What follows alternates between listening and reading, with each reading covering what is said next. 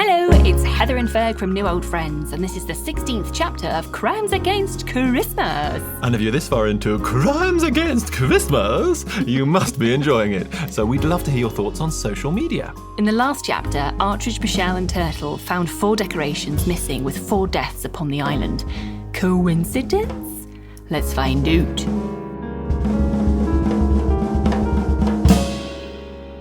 Chapter 16. Decorations of Death. This latest macabre twist was almost too much to bear. Was somebody marking out their murders with the removal of these festive trinkets?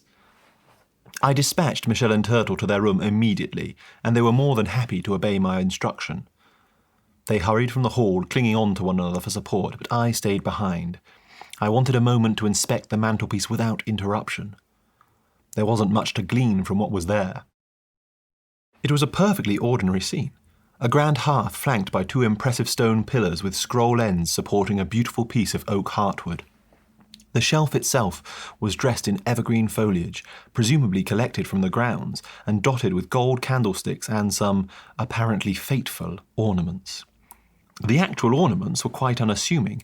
Indeed, not knowing what I'd just discovered, the most noteworthy thing about them would have been their absence of ostentation and value, considering they were on display at the heart of such a showy home.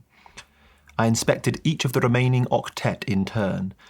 They were a semi-identical collection of conical ceramic mounds, cheaply glazed in a deep green, standing between 6 and 10 inches in height. There was no discernible potter's mark or company imprint. Not that I blame the creator. I wouldn't have wanted my name attached to any such artless art either. I suppose a more forgiving eye could construe them as an abstract interpretation of a Christmas fir tree, but they had a level of artistry one might expect to find on the patronising good effort table at a local fete, far from the rosettes. Given the rest of the decor at the house, these felt like a minor lapse in an otherwise impeccable collection. Of course, the reduction of their number reflecting the culling of the guest list made them abhorrent in a far more visceral way than mere bad taste. I placed the final piece carefully back into its place nestled in the foliage, and as I did so something caught my eye in the grate of the fire below. It was a curved line of pure white in amongst the black of the charcoal. I delicately pinched it between my fingers and lifted out a triangle of broken chinaware. I rubbed it with my thumb, and underneath the charring was the same deep green glaze. This was part of the 4 missing decorations. I took up the poker from the companion set and poked around in the ashes, revealing other fragments, enough to account for all 4 absent pieces, I would say. Either there was an almighty coincidence involving an accident and the same number of smashed decorations as we had deaths, or someone was throwing an ornament into the fire with each kill. I briefly considered setting up camp in the Great Hall to see who, if anyone, was smashing the little trees. But the vastness of the room and the way the shadows pooled in the corners and the edges, providing ample opportunity for sneak attacks, made me concerned my presence there could be utterly terrifying for any poor soul who happened upon me. I quickly talked myself out of that for the sake of others. Far too frightening. For them. Selfless of me to put their feelings first, really, when you think of it, considering the circumstances. Once safely in my room, I emptied my pockets of the bread and cheese requisitioned from the kitchen, sniffing and inspecting each item for any signs of tampering. Eventually, my hunger overcame my trepidation and I tucked in, pairing the meal with a good measure of the remaining McMickle scotch. I finished eating, and with my stomach now full, I lay in bed and tried to get some rest. As I drifted off to sleep that Christmas Eve, my dreams were worse even than the visitations of Ebenezer Scrooge, filled as they were with bodies piling up like snow at the side of the road, and my hopes of catching the bauble thief melting like yesterday's snowman. I was plagued by visions of Crimine walking in the air, then tumbling his way to an eternal silent night.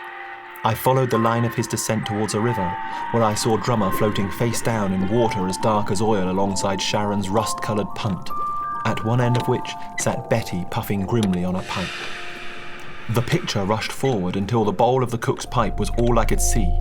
It became the caldera of a great volcano, around the edge of which Princess Fucktefino danced and danced, exhorting me to join her and make up a pair for the pattern. I awoke, drenched in sweat, for the 2nd morning running and chastised myself for eating cheese before bed. I made a promise I'd not repeat the mistake that evening, but couldn't stop my internal monologue from adding, if I make it to the evening. I was rattled, and, even though it offered me safety and solitude, the terrors of the night made my room a bit rummy oppressive, to be honest. Before leaving, I just needed to freshen up a little. I looked in the mirror, and the face I saw looking back was not the suave, debonair man I wished to see. Different strands of my hair had apparently formed factions overnight and were fighting to put as much distance between each other as possible. Meanwhile, my stubble had gone from suggesting a rugged, manly disposition to something far less attractive. My beard stubbornly refuses to grow at a uniform rate, resulting in some clumps of dense thatch, whilst leaving other areas of my cheeks and jaw still bare as a choir boy's. My wild mane and patchy facial fuzz, when taken in conjunction with my eyes, which had decided to flee the scene by burrowing deeply back into my skull, gave the overall impression that I was the type of chap whose tailor would be wise to leave the sleeves extra long and perhaps fitted with buckles to secure them behind his client's back. I muttered, "Mens sana e corpore sana," and all that, and gave the body a good old clean, razored the whiskers and tamed the mane with a comb in the hope that the mind would follow. I headed directly toward the kitchen in search of some coffee, feeling it only fair to give the brain box a bit of pharmaceutical support. I'd intended to take the only route I knew to the kitchen, i.e. through the Great Hall, but to my shame I must report I didn't quite have the stomach to see the mantelpiece that morning, so thought I'd see if I could locate this simpler passage which Turtle had mentioned. It turned out to be relatively easy to find once you're looking for it. Just a little down from the entrance to the Great Hall was a door which had been masked to look like the surrounding wall, dado rail and all. It was hardly invisible, as there was a handle proudly protruding and one could see the outline clear enough, but at a glance the effect worked. Beyond this secret-ish doorway was a narrow corridor roughly the length of the Great Hall, which opened out onto the kitchen. You're now possessed of slightly more knowledge than I was, dear listener, because as I approached this second doorway I had not a clue what was behind it. However, as I drew near, I could hear voices from the other side. I hesitated, unsure whether I really wanted to be in the company of anyone on this island, being as one of them was a depraved killer. At first, I couldn't quite make out who was talking, but as I edged closer to the door, I could clearly hear the conversation taking place. The identity of the parties involved became obvious with the first audible words, as did the pleasing presence of coffee. "Pour me 2 coffees and set them on the tray, would you, butler?" It was Lord Duplanus, and his tone, such that I could discern through the door, told of a far more restful night than I'd endured. He sounded a world away from the disturbed and disturbing presence who'd been pouring at Turtle's face asking odd questions last night. I could hear his syncopated steps shuffling round the kitchen, picking up crockery and setting it down on a tray he mentioned, I assumed. "Of course, sir. And, sir, as we're alone, I wondered if—" Damned obliging of Butler to frame his sentence that way, letting me know this little radio play was a duologue. Duplanus jumped in before the servant could elaborate on quite what he was wondering, though. "What is it?" "Well, the deaths, sir." Butler's tone was much less assured than his master's, his words trailing off at the end. In my imagination, I saw his eyes turning towards that hideous cupboard which would now no doubt contain the remains of Betty, Drummer, Crimine, and Fucktivino. His lordship evidently either wasn't privy to the fact he was stood so close to a temporary morgue, or was simply powering through with the terse matter-of-fact tone employers employ everywhere. Duplanus was not alien to the concept of working for someone else, though. Yes, frightful business. But the boat will be here tomorrow and we can raise the authorities then. In the meantime, we mustn't let standards slip, butler, particularly on Christmas Day. The lord of the manor wants his coffee, and more to the point, so does his lady. So chop chop if you know what's best for me. I mean you." "Of course, sir. I just wanted to ask about Crimine, sir." The sounds of movement in the kitchen stopped. At the second they did so, I became aware of a tickly sensation inside my nose. No, surely not. This is the sort of thing that happens in a ludicrous farce. I wasn't about to sneeze, was I? I fought it off manfully, wanting to stay listening in splendid isolation. Oblivious to the epic battle for self-control being waged inside my nostrils outside the door, the conversation in the kitchen continued.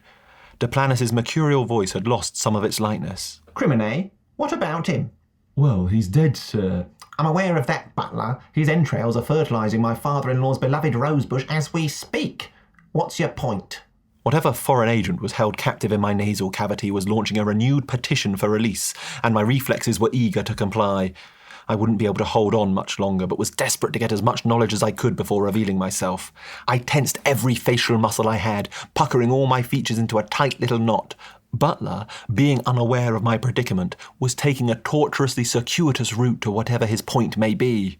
Well, how does that affect the unmentionable, sir? Deplanus exploded. How dare you even mention the unmentionable? What if somebody heard? At this point, I could contain myself no longer and let out an almighty sneeze.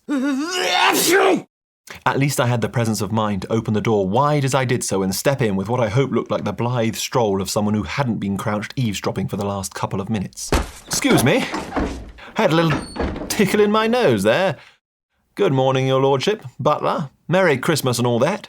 I was unsure as to whether my little performance had won the audience over. Both were staring at me with wide eyes and mouths caught halfway between pursed irritation and gaping wonder, lending their heads the aspect of bowling balls with 3 perfect circles for fingers. I doubled down on my affable oath routine. No, I suppose merry's the wrong word. Just best wishes of the season, I suppose. I say, awfully sorry for barging in and whatnot. I'm not interrupting, am I? One doesn't think to knock on a service door. I made to exit back through the door. Shall I leave you chaps to it? Happily, that seemed to do the trick for Deplanus, and his features unfroze into an ingratiating smile.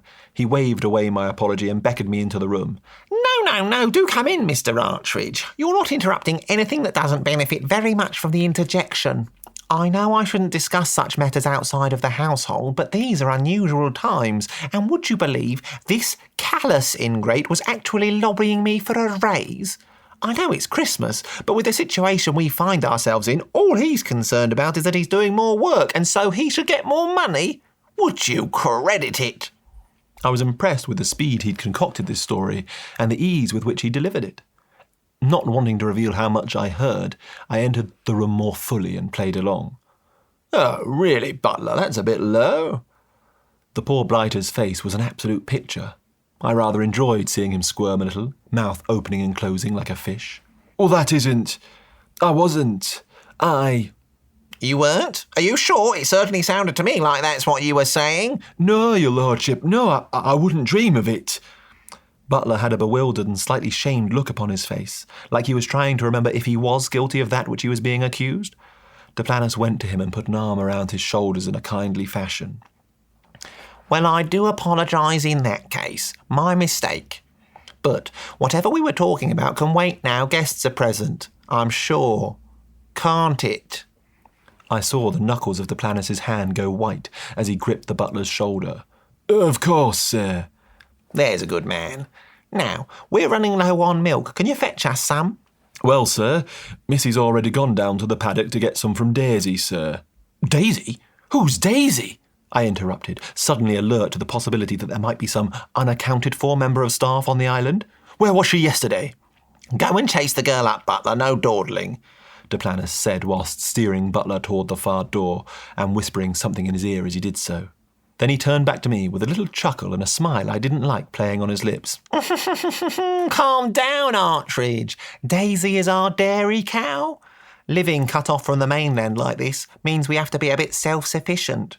We've got chickens too if you need to check their alibis. Maybe you should have your coffee black, but Irish it up a little. The energy between us was charged. I knew he'd just lied to me, but I'd no idea just what the butler knew about Crimine and what was so unmentionable. He pulled down a bottle of scotch from one of the shelves, but it was half empty and could easily have been tampered with like Fuctofino's vodka. I raised a hand to decline the offer, and as I did so, the door I'd just come through opened abruptly, shocking me. My hand continued its upward journey straight above my head, lifting my feet off the ground and drawing from someone's lips a little yelp of surprise. The intruder was Lady Deplanus. She was wrapped in a silk dressing gown of the Eastern style, her hair tousled as though fresh from bed, but a flawlessly made-up face belied the effort she'd taken to create the look. She'd pushed the door open with such force it banged against the wall, providing an oral cue for us to turn, after that small yelp of surprise from who knows where, and admire the pose she'd struck in the opening. Head tilted back against the frame, with one hand delicately resting, palm up on her brow, the other gripping the door jamb by her hip. When she spoke, her voice contained promises of late nights, cigarettes and stories to make the boys at the club blush, a practiced huskiness staying just the sexy side of a rasp. Good morning. Why, there's a strapping man looking hungry and ready for his breakfast. Lord Duplanus was delighted to see his wife. He cuddled up like a lobster in a pot, tucking his chin away coyly while his hands made gleeful little paddles at his midriff. Good morning, my little goosey woo. You look lovely too, as always. Goosey Woo snapped both her arms to her sides with military precision and fired off a put-down like a marksman. Not you, you pathetic specimen. I was talking to Mr. Artridge. Her head whipped to face me, and with an outrageous wink she resumed her parade. So deliberate and defined were her movements that I found myself imagining a tiny drill sergeant sat upon her shoulder calling out commands. Eyes to target! Present breasts! Slinky arms! Sashay to the left! Stand easy! Duplanus physically shrunk from her display, contorting his shoulders and arms inward towards his body as if trying to make himself small enough to take refuge behind the steaming copper coffee pot on his tray. I, meanwhile, found myself unable to do anything except gawp at her ladyship as she oscillated her way towards me, apparently propelling herself forward using her hips as a shark would its tail. She swam through the space and came to rest with a finger on my chest, continuing to sway slightly. You're very rugged and handsome, aren't you? You smell delicious, too. I'd applied some cologne after shaving that morning and was pleased, despite the situation, to know it was pleasant. The aroma coming from the woman fiddling with my shirt front was more Pernod than perfume, though. Lady Duplanus had obviously started drinking early this morning, or perhaps she hadn't stopped. That's very kind, thank you, your ladyship, I said, trying to back away but finding myself pressed against the central island. I love it when men call me ladyship. She giggled and ran her hands along the line of my shirt's buttons. I always imagine someone smashing a bottle of champagne across my backside and a squad of sailors climbing aboard, running up and down my rigging. Duplanus had been trying to distract himself from the flagrant lack of respect his wife was showing him by fussing with the coffee pot, but he could not contain his discomfort any longer. He banged the pot down, sending a plume of steaming coffee into the air and onto his hand. It must have scalded him, but he was so intent on scalding his wife that he paid it no heed. Darling! Just a little joke, dear. Lady Duplanus laughed it off, turning her head back to her husband but stumbling as she did so. I grabbed her by the least erotic body part I could, the elbow. Now, I'm sure there are lots of elbow enthusiasts out there who would vehemently disagree with my assessment of the erotic potential of that particular hinge. Well, I'm sorry, but they just don't do it for me. At best, they look like what they are, gnarly gristle with a thin layer of fat for a covering, and at worst, they resemble half a pig's hoof wrapped in a scrotum. The world being what it is, even that description is sure to have set some grubby soul into raptures of orgiastic delight. Anyway, while they go away and wash themselves, I had just taken hold of Lady Duplanus by the elbow to steady her. Are you okay? You seem a little unsteady. I've not found my sea legs yet, she replied with another wink so theatrical I believe it may have been eligible for an equity card.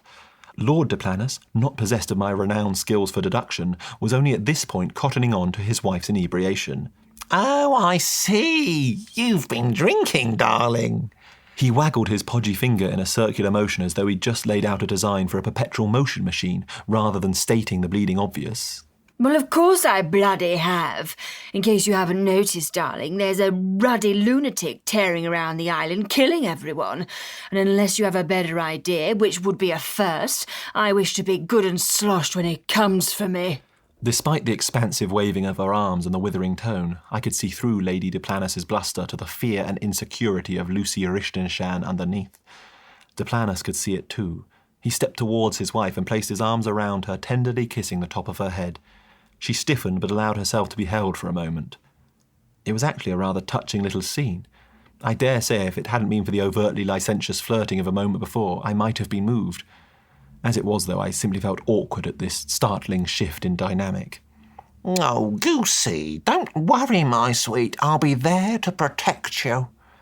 He looked upon her with eyes full of love, and I fleetingly fancied there might be tears and promises to follow shortly, which would have been dashed embarrassing for me, stood there like a gooseberry. I needn't have worried, though. After a brief respite in the arms of her spouse, the soused loosey-goosey-woo Deplanus was back to fighting form and reached an arm out from her husband's embrace to grab the bottle of scotch he'd so recently offered me and held it aloft as she wriggled out of his hug. I'll take my chances with the bottle if it's all the same to you, darling. Now where's breakfast? Deplanus looked so hurt by his wife's coldness I felt compelled to help the poor sod out and jumped in to move the conversation along and away from his shame. Ah, yes, well, Butler's just gone to chase up young Missy the maid. I believe she's with Daisy collecting the morning's milk.